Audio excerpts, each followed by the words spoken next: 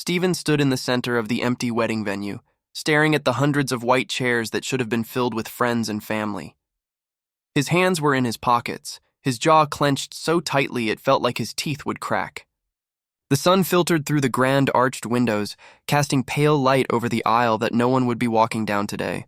His wedding was supposed to happen in 3 hours, but instead he was here alone, listening to the echoes of a dream that had just burned to ashes. 2 days earlier, Kelly had called him with a voice so casual it felt like a slap. "Stephen," she said, like she was talking about weekend plans. "I'm not doing this. I need a break. I booked a vacation with Shelby. We leave tomorrow." No explanation, no apology. She didn't even bother to say I'm sorry. She just dropped the words like they meant nothing, and for her, maybe they didn't. Stephen had felt the ground vanish under his feet. For a few seconds, he thought he misheard her. Maybe it was a bad joke. Maybe she was testing him. But Kelly wasn't the type to joke about something like that. She was dead serious, and he could hear it in the way her voice stayed so calm, like they were discussing the weather. Now, as he stood in the grand hall, the pain gnawed at his chest. He wanted to punch something, scream until his throat bled. But none of it would change the fact that Kelly had chosen a getaway over a lifetime with him. The catering, the music, the flowers, everything had been paid for, non-refundable. Pointless. That's when Thomas showed up, always the dependable friend, carrying a case of beer and wearing an expression that hovered between sympathy and frustration. "Man," Thomas said, setting the case down with a dull thud. "If she didn't want to marry you, that's her loss." "But you know what I'm thinking?" Stephen raised an eyebrow, not really in the mood for pep talks, but he let Thomas continue. "Turn this thing into a party.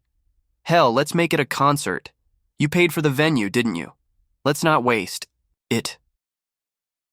Stephen let the idea sink in. His first instinct was to dismiss it, to say it was stupid, childish. But as he looked around at the empty space, he realized what Thomas said made a brutal kind of sense. Why let Kelly's decision be the final word? Why let her vacation steal the last breath of happiness from this day? "Call every damn person we know," Stephen said, his voice tightening with a spark of something fierce. "I don't care if they were invited or not. I want this place packed by sunset." Thomas grinned, pulling out his phone immediately. "You got it." As they worked through the contact list, sending out texts and making frantic calls, something inside Stephen began to shift. He wasn't thinking about Kelly on a beach with Shelby anymore. He was thinking about speakers, lights, music so loud it would drown out every regret. He was thinking about turning heartbreak into defiance. Within an hour, the first people started trickling in. Old friends from college, co-workers, neighbors. They came curious, confused, some of them expecting to see a disaster, others just looking for an excuse to drink. Stephen didn't care why they came. He just wanted them there. As the room filled, someone brought a sound system. Someone else dragged in a set of drums and a battered electric guitar. The florist, who had heard about the cancellation but still delivered the arrangements, stayed to help decorate, smiling softly as she placed roses and wildflowers around the stage area they were throwing together. Stephen caught himself almost smiling as well. Almost. In the corner, Thomas clinked bottles together and raised his voice over the growing noise. "Tonight," he shouted, "we celebrate freedom." The crowd cheered, and for the first time that day, Stephen felt a flicker of something that wasn't heartbreak. It wasn't happiness, not yet, but it was close. It was raw, it was angry, it was alive, and it was only the beginning. As the sun dipped lower, the venue began to transform. The golden light from the chandeliers caught the growing energy in the room, casting wild reflections over the polished floor. Stephen stood near the makeshift stage, watching people laugh and clink glasses, their voices growing louder, their movements freer. It was strange. This wasn't how the day was supposed to go, yet it felt more real than the wedding ever did.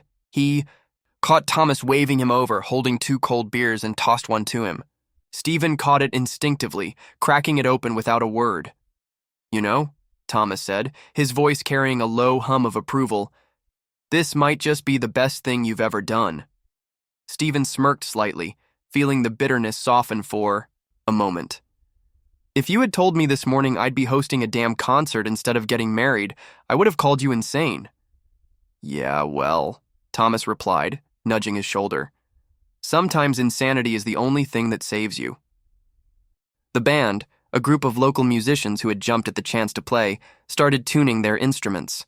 Shelby, of all people, had shown up too, alone. She didn't come with Kelly. When Stephen saw her across the crowd, their eyes met briefly. She hesitated, then made her way through the people. Stephen wasn't sure what to expect, but there was something in her expression that wasn't arrogance, wasn't pity either. Maybe guilt, maybe curiosity. Stephen, she began, stopping a few feet away. I didn't know she was going to do that, not until she booked the tickets. He studied her face, searching for traces of dishonesty, but she looked genuinely uncomfortable. She chose her escape, he replied coldly. You didn't have to come here. I did, Shelby said quietly. I needed to see it for myself. See you. Not crushed. Her words surprised him, but he didn't let it show. He took a sip of his beer, feeling the icy liquid burn down his throat. I'm not crushed, he said, not entirely sure if it was the truth, but it felt good to say. I'm just getting started.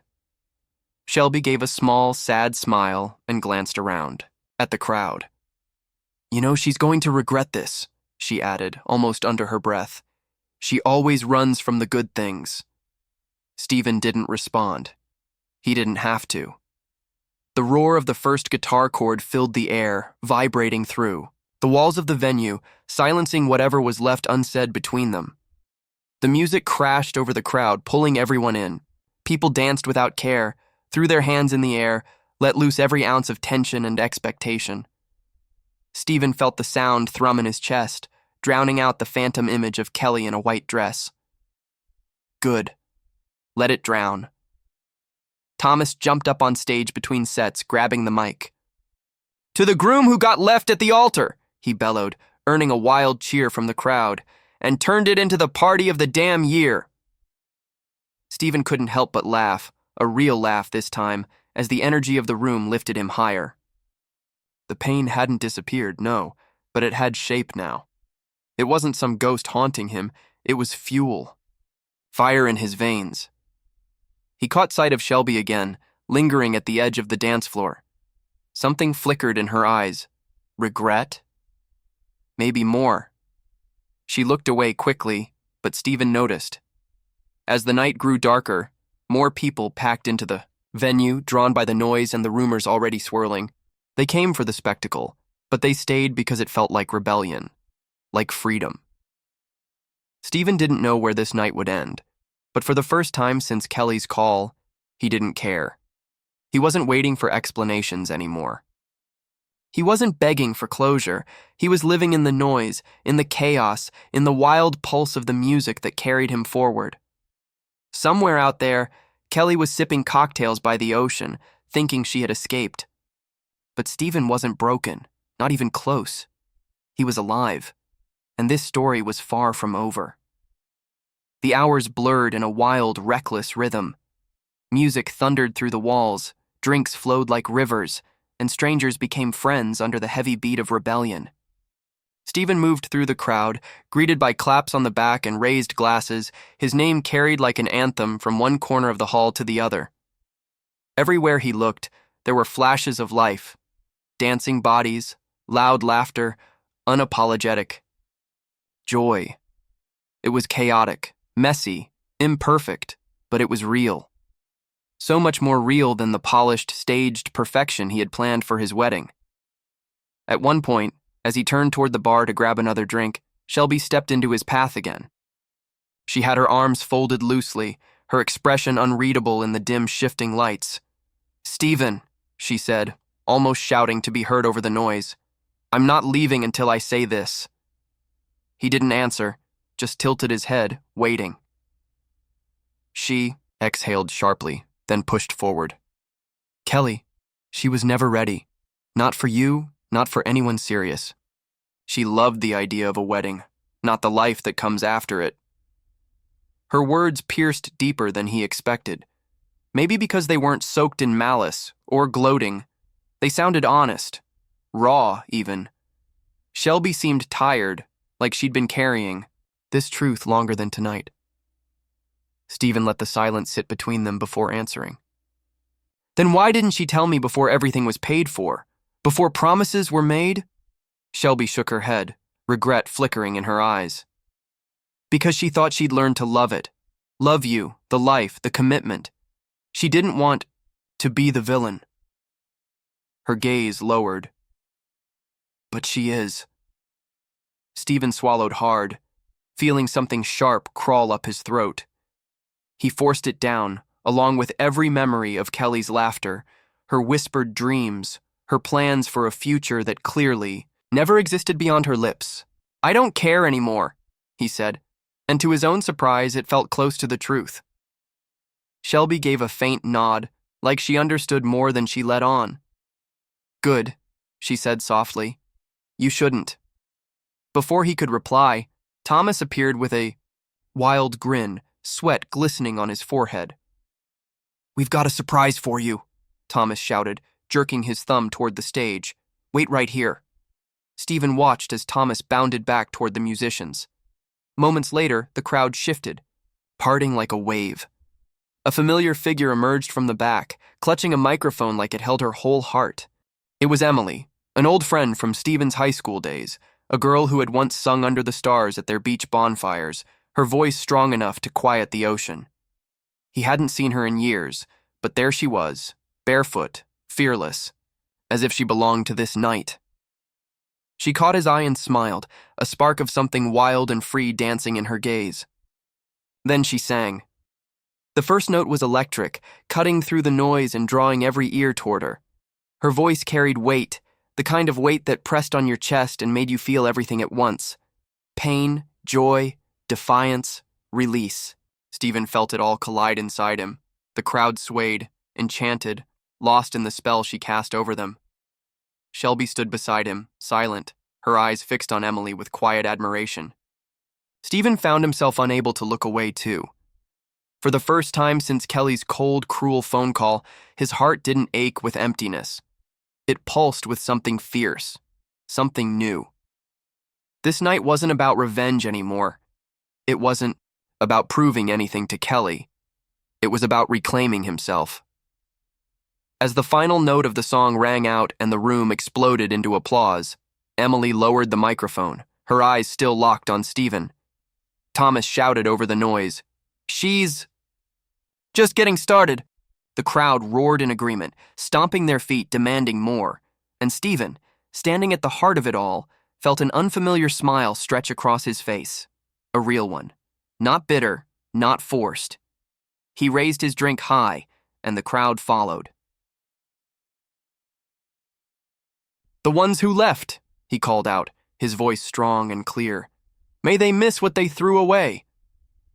The hall erupted in cheers so loud it rattled the windows, and somewhere deep in his chest, Stephen felt it, that wild, untamed feeling of freedom. For the first time in far too long, he belonged to himself again. The night, it seemed, had no intention of slowing down. If anything, it was only growing wilder. More people arrived, some of them strangers who had heard the buzz from miles away.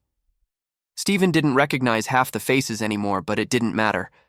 They were all part of the same roaring fire, now all feeding the madness of a celebration born from heartbreak. Emily had slipped into her second song, this one even more powerful than the first. Her voice was a storm, and every note she sang seemed to tear another piece of pain from Stephen's chest and throw it into the crowd to be devoured by the noise. Thomas grabbed a drumstick and started beating along with the band on an empty beer keg, adding to the raw, unpolished rhythm. People laughed, cheered, clapped. It wasn't perfect. It wasn't planned. But it was alive. Stephen felt the rush in his blood, thick and fast. He caught Shelby watching him again from across the room. There was a softness in her gaze, something complicated. She had been Kelly's closest friend, yet here she was, staying at the very party that had been built from Kelly's betrayal. They locked eyes for a moment, and she crossed the distance between them. This time she didn't hesitate. "Stephen," she said, her voice lower than before, almost drowned by the music. "I keep thinking, if she could see this, she'd hate it." He tilted his head, curious. "Why?"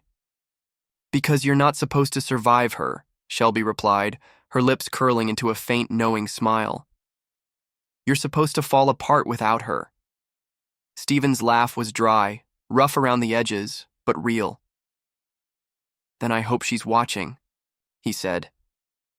For the first time since she arrived, Shelby laughed too, an honest laugh, free of any pretense. She seemed different tonight, lighter, less tangled in the mess Kelly had left behind. Before either of them could say another word, Thomas grabbed Stephen by the shoulders and spun him around. "Stephen, you're not gonna believe this," he yelled, nearly breathless from excitement. "We just got a text. Some local DJ heard about the party and wants in. He's bringing his whole setup. This place is gonna explode." Stephen shook his head in disbelief. "You serious?" As a heart attack, Thomas grinned. "And get this, he's bringing lights, smoke machines, the whole thing." Stephen took a slow breath, letting it fill him like fuel. "Then let's burn the whole night down." Thomas clapped him on the back. "That's what I'm talking about." Minutes later, they heard the rumble of wheels against the pavement outside. The doors burst open as the DJ's crew hauled in speakers the size of refrigerators and crates full of equipment. Cables snaked across the floor, and in no time, a wall of sound even bigger than before rose from the stage. The first bass drop shook the walls like thunder, and the crowd roared in response. Drinks were raised, bodies collided in rhythm, and the venue, Stephen's would-be wedding hall, became something unrecognizable, something better. A monument to freedom. Shelby leaned closer to him, her voice warm against his ear despite the noise. "This feels like the start of something," she said, and for the first time, there was no trace of Kelly between them. No shadows, no ghosts, just two people standing in the middle of a storm they had chosen to dance through. Stephen looked around at the crowd, at the lights slicing through the air, at the music pulsing like a heartbeat. "It is," he answered. And deep down, he realized something that made his chest tighten, not with pain, but with a sharp, unexpected thrill. He wasn't surviving Kelly anymore. He was leaving her behind, faster than she could ever run. The band, the DJ, the crowd, they weren't distractions. They were proof. Proof that even after the world collapses, you can build something better from the ruins.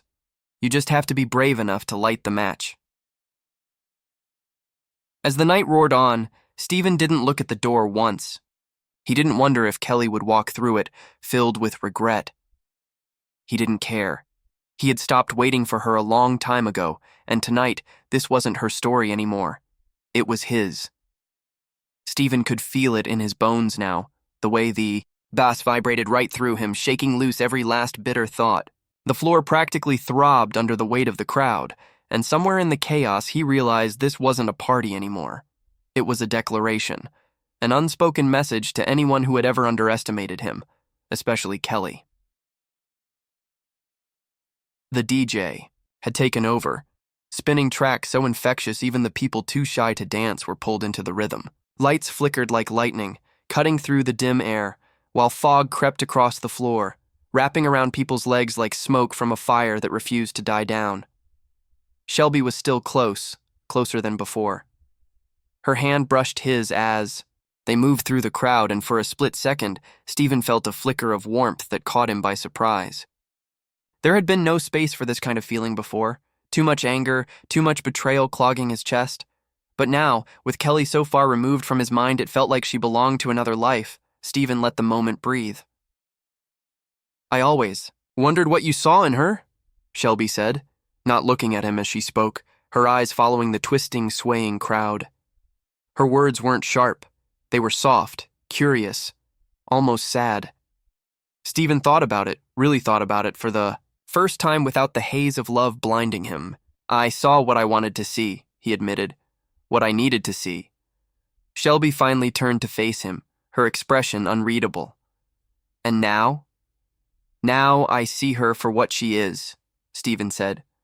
A girl who ran away from something real because it scared her more than being alone. Shelby's lips parted like she wanted to say something, but before she could, Thomas came crashing into them, 2 cups in hand, sloshing beer over the rims. He shoved one into Stephen's hand and raised his own high. To running toward, not away. Stephen met Thomas's eyes, the unspoken understanding between them solid as stone. He raised his cup too, and they drank deep, the cold sting of the beer, chasing away the last clinging remnants of bitterness. The crowd swelled again as the DJ shifted into a track so heavy with energy it made the walls sweat. People shouted, stomped, laughed. For a moment it felt like the whole world existed inside this venue, like nothing outside these walls mattered anymore. Stephen caught himself laughing, actually laughing, not the bitter half-smile he'd been wearing all day. This was real, full-bodied from the chest.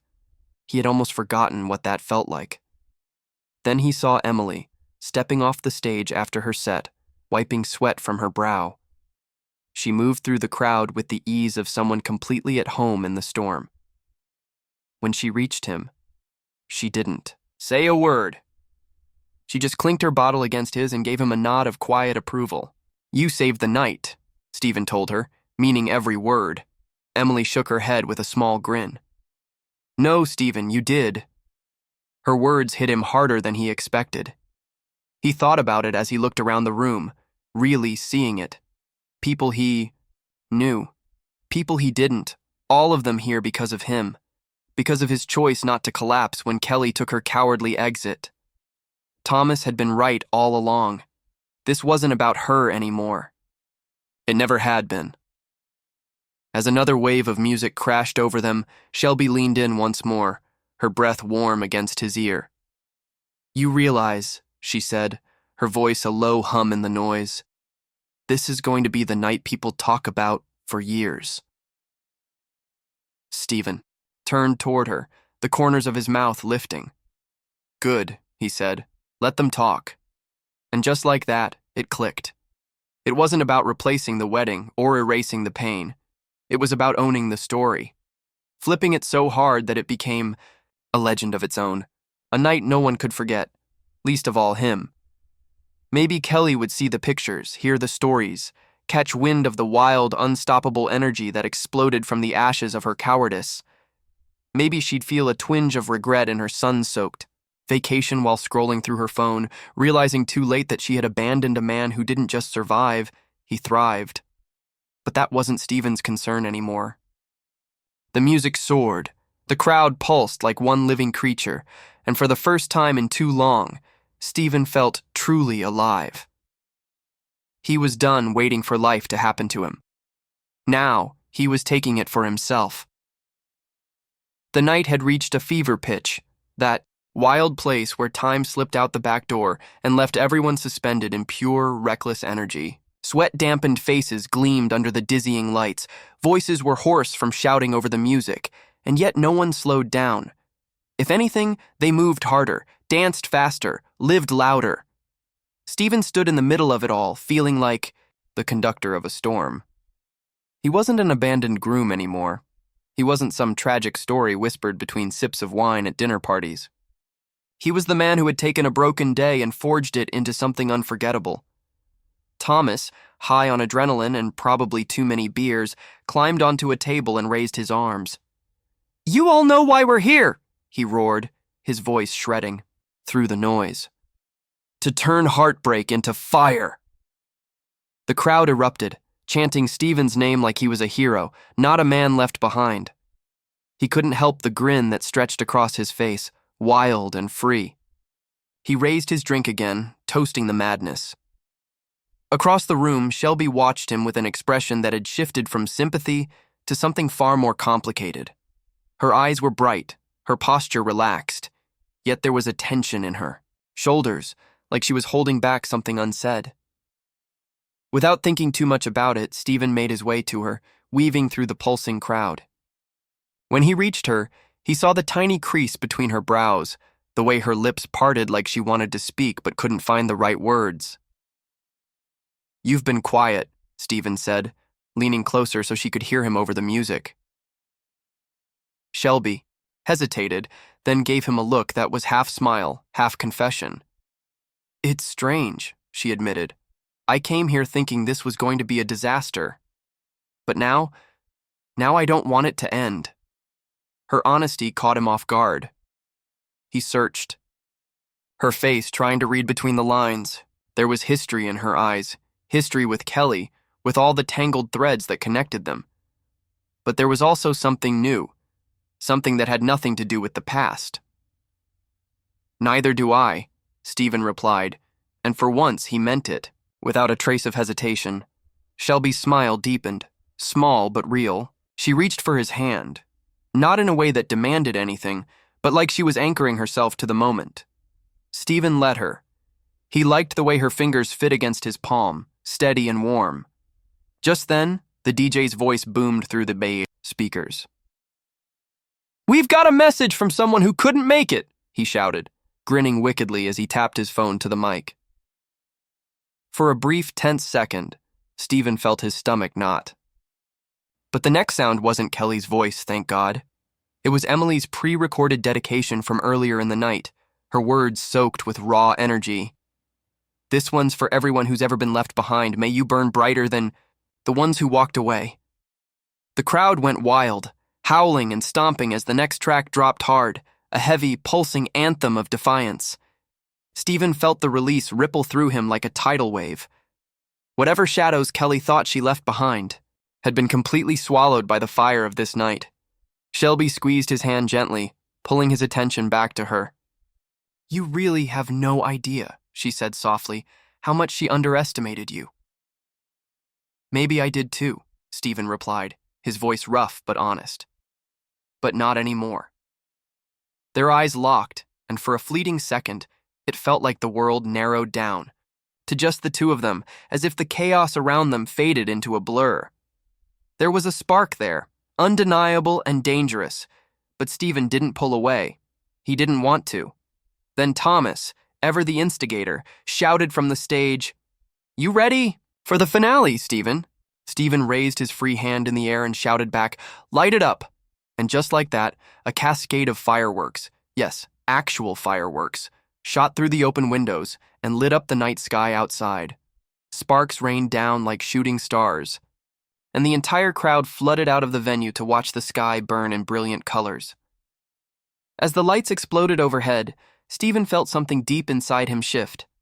The weight he'd been carrying all this time, the ache of betrayal, the sting of being left behind, it finally broke loose and scattered like the ashes of dead dreams. He turned to Shelby, who was watching the sky with wide eyes, her face bathed in the glow of the fireworks. "Best non-wedding ever?" he asked, his voice low but teasing. Shelby laughed, the sound soft and unguarded.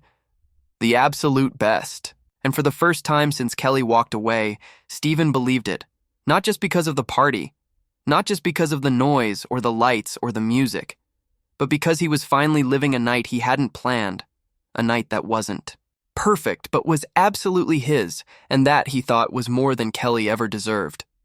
The sky still crackled with the last trails of fireworks, fading sparks drifting down like falling stars. The crowd was breathless, their cheers slowly melting into murmurs of awe and drunken laughter. Even the night air seemed charged, heavy, with the wild energy that had carried them this far. Stephen stood at the edge of the crowd, watching as people spilled back into the venue, faces flushed, smiles wide. A few were already calling it the party of the year, maybe the decade. And deep down, something in him finally relaxed, like a stubborn knot had finally come loose in his chest. Shelby was still beside him, her eyes reflecting the final bursts of color in the sky. She looked different now, like the weight she had been carrying wasn't hers anymore. She caught him looking and gave him a small, knowing smile. "You realize," she said, her voice quiet in the cooling night, "this is the moment, right here, the moment you let it all go." Stephen took a slow breath, tasting the truth of her words. She was right. He could feel it, sharp and clear. No lingering thoughts of Kelly, no more gnawing questions about why or how. The only thing that filled his mind now was the thunder of music, the roar of laughter, the warmth of this wild, unexpected freedom. "Yeah," he answered, the corner of his mouth lifting. "I feel it too." Thomas bounded over, still riding the high of the fireworks, draping an arm over Stephen's shoulders. "Man, I swear," Thomas said, his grin almost too big for his face. "You just rewrote the book on getting even." Stephen shook his head, not with denial, but with something close to amusement. "Wasn't about getting even, Tom," he replied. "It was about not giving her the ending she wanted." Thomas let out a bark of laughter. "Well, you definitely did that." As the music swelled again, drawing everyone back inside, Stephen felt Shelby's gaze linger on him. There was something deeper in her eyes now, something that wasn't just the haze of the party. It was real. Grounded. "Stephen," she said, hesitating for just a heartbeat, "can I tell you something? Something I probably should have said a long time ago?" His pulse ticked up, steady but strong. "Go on." "I always wondered," Shelby began, her words careful but not unsure, "if it had been me instead of her. Would you have seen me?" Her honesty hit him like a wave. Not a sharp one, not painful. More like a tide pulling him gently toward a truth he had never dared to consider. He didn't answer right away. He let the moment stretch, feeling the weight of it settle between them. Shelby had been there all along, standing in the shadow of Kelly's chaos, watching it unfold but never stepping in. Maybe because she didn't think she could. Maybe because she thought she never stood a chance. Stephen looked at her now. Really looked. He saw her not as Kelly's friend, not as the girl on the sidelines, but as Shelby, strong, honest, and unafraid to stand beside him even when everything had collapsed. "I think," he said slowly, meaning every word, "maybe I just wasn't ready to see you before." Shelby's eyes softened, a flicker of relief and something warmer crossing her face. "But you see me now?" "I do," Stephen answered, no hesitation in his voice. Her lips curved into a smile that felt like sunlight after a storm. She didn't say anything else. She didn't need to. Instead, she slipped her fingers through his once more, her touch sure and steady. Inside, the crowd was calling for him, chanting his name again as the DJ shouted over the speakers. "Come on, Stephen, finish the night right." Thomas clapped him on the back, nodding toward the dance floor. "Your party, man, close it out." Stephen glanced back at Shelby, who gave him a small, encouraging nod. Without a second thought, he led her, inside, through the swirling mass of people, toward the heart of the storm they had built together. As he stepped onto the stage, the crowd erupted, raising glasses and voices in wild celebration. Stephen took the microphone, looking out over the sea of faces, some familiar, many not, but all of them part of this insane, unforgettable night. He raised his drink high. "To new stories," he called out, his voice strong and clear. "To endings we never saw coming, and beginnings we didn't expect." The crowd roared back, a tidal wave of sound and energy that shook the very walls. And as the music surged around him, as Shelby stood at his side and Thomas cheered like a madman, Stephen felt something pure and undeniable settle in his chest. He was free, truly, completely free. The night impossibly still had more to give. The crowd didn't fade. They surged harder, like they could sense the ending coming and wanted to squeeze every last drop of life from it. Sweat dripped down faces. Voices were ragged from hours of shouting and singing, but no one slowed down. No one wanted it to end. Stephen stood on the stage, the mic still warm in his hand, the crowd's energy pouring into him like electricity. He could feel his heart pounding in his chest, not from pain, not from regret, but from something wild and good. He had never felt this, alive. Not with Kelly. Not in any moment leading up to what should have been his wedding day. Shelby moved up beside him, her smile soft but full of fire. She didn't need to say anything. It was all there in her eyes. She had chosen to stay, not out of pity, but because she wanted to. Because she saw him.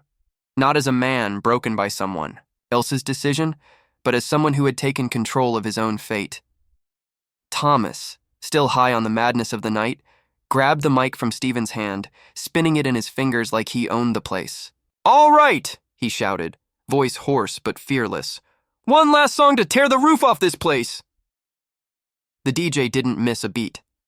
The speakers thundered back to life with a heavy bass line that made the walls shudder, and the crowd exploded like fireworks set off from the inside. Stephen felt the stage tremble under his feet as people jumped, danced, screamed their lungs out. He let it all soak in, the heat, the sound, the pulse of freedom.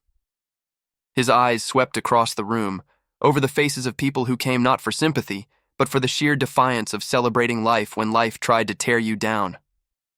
Shelby tugged at his hand gently, pulling him off the stage and into the crowd. He let her lead him, no hesitation in his step.